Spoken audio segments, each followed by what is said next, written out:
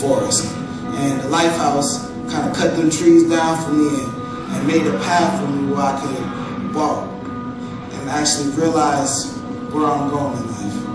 Do you know where Waste Stadium's at by chance? Right in that little cul-de-sac back there? That's where I called home for a good portion of 3 years. You're lost. You're sitting out here. You're floating in a sea of people who, essentially really don't care. I wish that there would have been something like this when I was younger. Who knows? But maybe my life would have turned out different.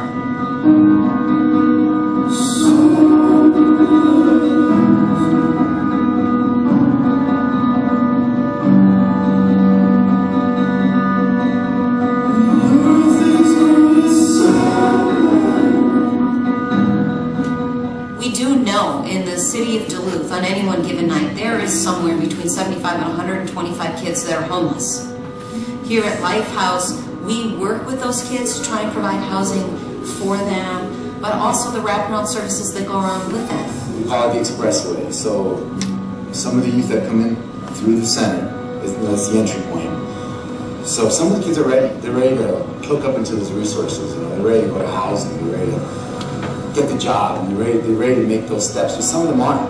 We do no kids any favors if we provide them housing, but we don't give them the tools or the skills to be self-sufficient. In other words, how do you pay for rent, and how do you do some of those kinds of things? Well, I do teach a housing class, and when I'm teaching that class, kids come in and they can earn a certificate, and the class is called Rent-Wise. They learn budgeting and everything, so I think that's mostly why they come to the classes, so they can get that information and probably try to obtain housing.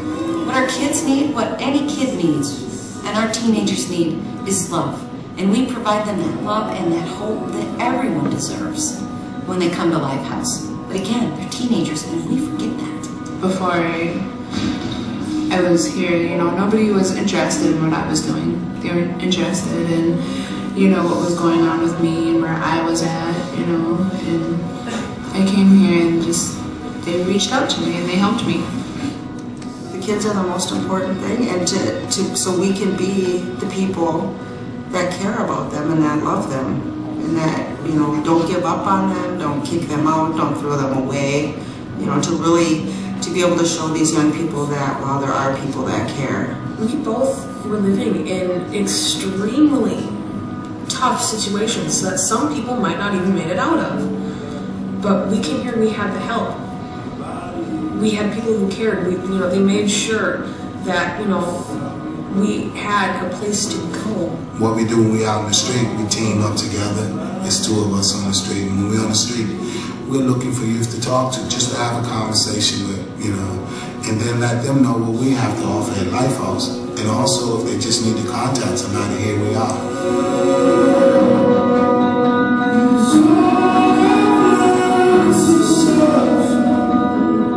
They was telling me I could get my own place. It would be just me, being able to be independent and just show exactly who Rico is. I look at myself now, compared to 7 years ago. I'm married.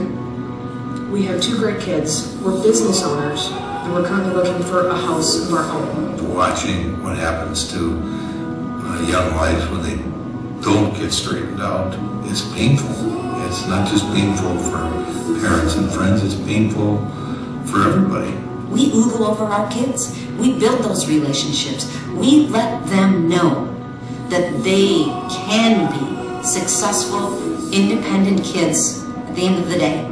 Let's give them the chance to do what they are capable of doing. We have no idea. The options are endless.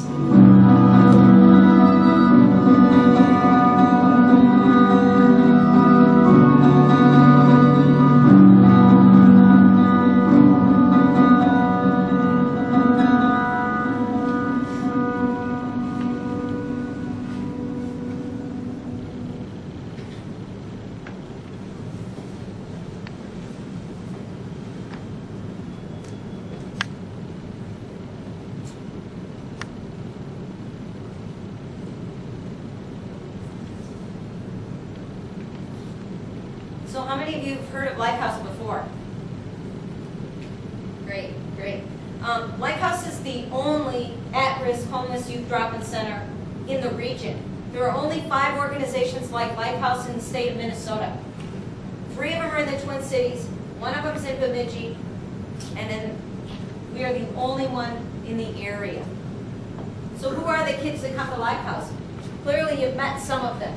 The kids that come to Lifehouse are between the ages of 14 and 20. But who are the kids?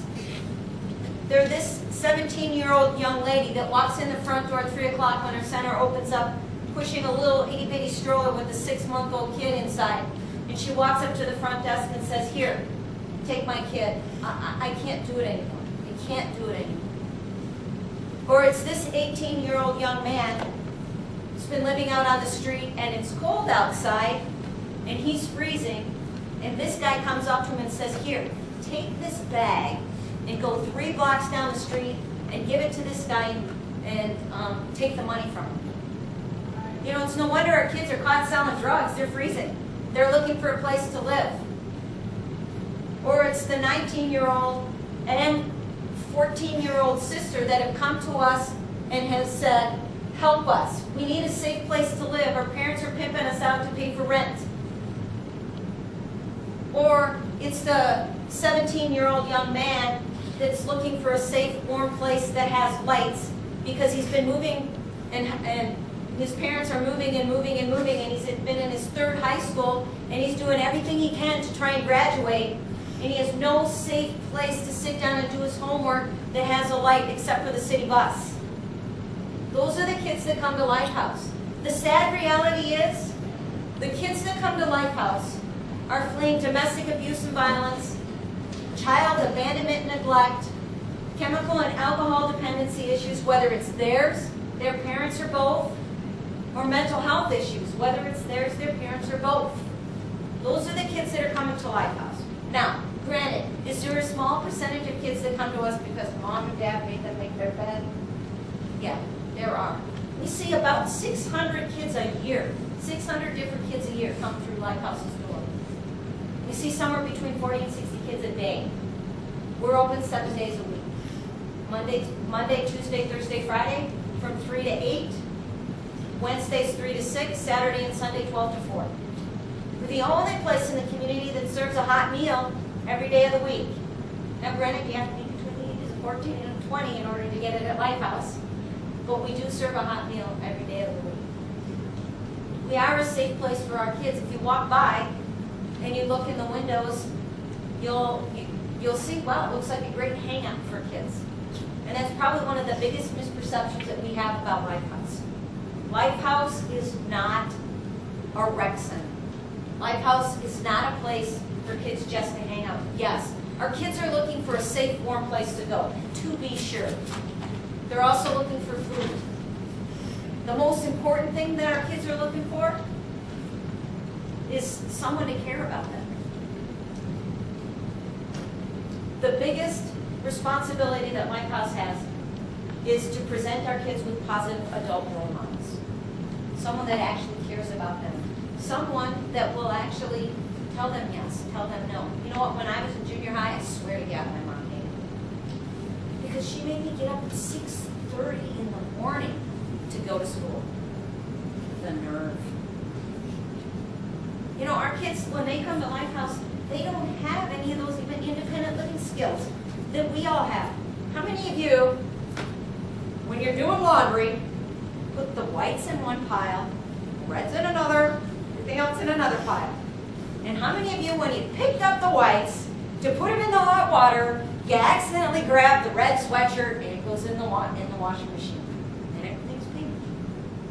Well, when I was growing up and it was my turn to be on laundry duty, my parents taught me that.